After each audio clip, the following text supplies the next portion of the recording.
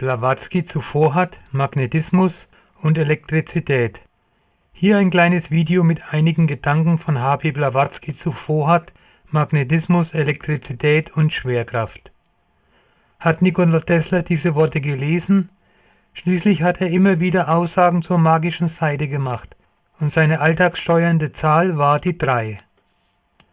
Der Vorhat ist die personifizierte elektrische Lebenskraft, die transzendentale verbindende Einheit aller kosmischen Energien, auf den unsichtbaren sowohl wie auf den geoffenbarten Ebenen. Vorhat ist nicht bloß das lebende Symbol und Behältnis dieser Kraft, sondern er wird von den Okkultisten als eine Wesenheit betrachtet, die Kräfte, auf die er wirkt, sind kosmisch, menschlich und irdisch und üben ihren Einfluss auf jede entsprechende von diesen Ebenen aus. Auf der irdischen Ebene wird sein Einfluss in der magnetischen und wirksamen Kraft gefühlt, die durch das starke Verlangen des Magnetisierenden hervorgerufen wird.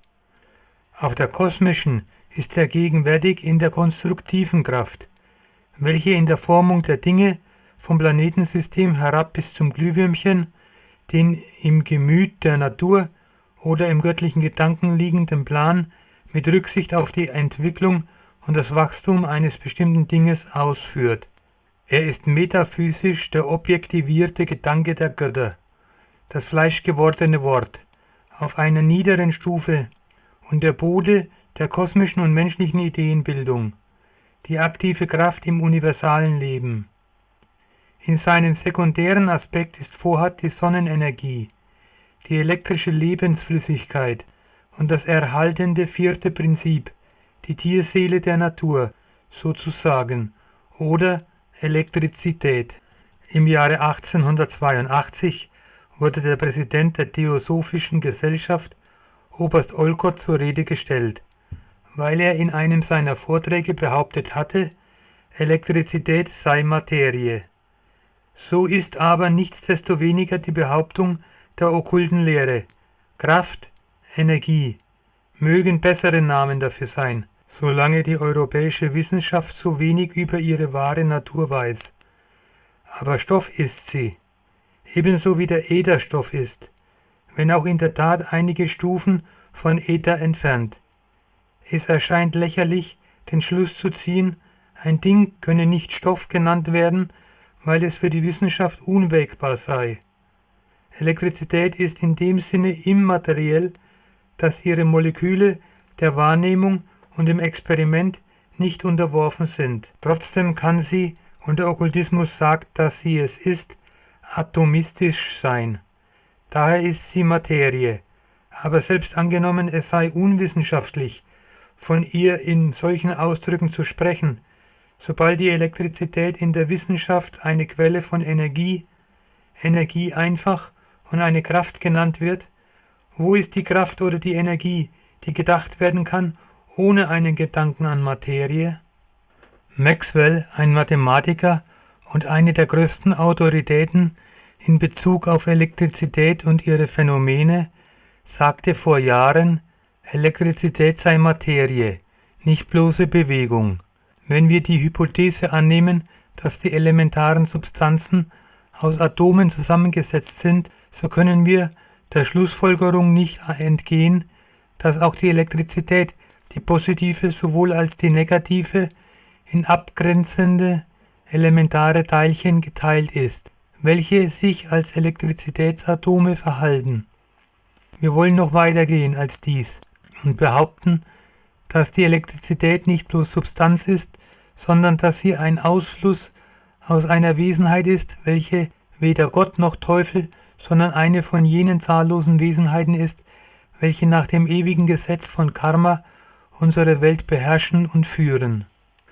Um auf Vorhat zurückzukommen, so steht dasselbe in Beziehung zu Vishnu, einem Gott in seiner älteren Bedeutung genommen. Denn Vishnu ist kein hoher Gott im Rigveda. Der Name Vishnu kommt von der Wurzel Vish, durchdringen, und Vorhat heißt der Durchdringer und der Verfertiger, weil er die Atome aus rohem Material formt. In den heiligen Texten des Rigveda ist Vishnu auch eine Offenbarung der Sonnenkraft und wird als die 7 Regionen des Weltalls mit 3 Schritten durchschreitend dargestellt, so dass der vedische Gott wenig mit dem Vishnu der späteren Zeit gemein hat. Ich ergänze aus meiner Sicht, der Vohat wird sinnvoll mit 2 Bereichen in der Urliteratur in Verbindung gebracht. Hier möchte ich für euch ein wenig Ordnung erschaffen. Erstens, der Durchdringer. Als schöpferischer Strahl ist er die Monade, welche die Verbindung vom Jenseits zum Diesseits herstellt. Insofern bildet er die Basis für alle Materie und alles Lebendige. Außerdem ist der Durchdringer das Pferd, auf dem die Seele hin und her reitet. Zweitens, als stabilisierende Kraft bildet er die Ätherstruktur, die Matrix aller Universen. Siehe dazu mein Video Freie Energie, Weltformel. Diese beiden Punkte sind zwar wesensverwandt, aber nicht identisch. Magnetismus ist gelenkte, stabilisierende Kraft in ferromagnetischen Materialien. Außerhalb solcher Materialien verliert sie schnell ihre Kraft. Magnetische Kräfte stören die Heilungs- und Entwicklungskommunikation der Biologie. Sie sollen nicht in unserer Nähe sein. Elektrizität wiederum baut darauf auf, dass mittels Magneten die stabilisierende Kraft, also der Vohat, in einem Leiter gespannt wird, also auf Spannung gebracht wird. Ergebnis ist elektrische Spannung, welche wieder abfließen, also entspannen will. Ja, entspannen muss. Das wusste Nikola Tesla zu gut. Schwerkraft auf der Erde. Auch die Schwerkraft beruht auf dem Vohat. Dazu siehe mein wichtiges Video mit dem Titel First Time Schwerelosigkeit, Antigravitation, Grundlagen, Gedanken, Realität, Schwerkraft, die Technik. Edward Litzkalnin. Edward Litzkalnin vom Coral Castle in Florida hat laut seinen eigenen Angaben die Schwerkraft aufheben können. Er schreibt in seinem Buch, dass Magnetteilchen als Magnetkraft wirken, diese könnten in Materialien wandern. Ich habe 2 Videos von ihm eingestellt. Dass er die Gravitation aufheben konnte, glaube ich schon. Aber dass es stoffliche Magnetteilchen gibt, hat er das wohl aus dem Buch von Blavatsky entnommen? Jetzt musst du dir deine eigene Meinung bilden. Vielen Dank für das Zuhören. Ich mache diese zeitaufwendigen Videos ohne finanziellem Ausgleich. Umso mehr freue ich mich über ein Like, ein Abonnieren und das Teilen der Videos. Bis zum nächsten Mal.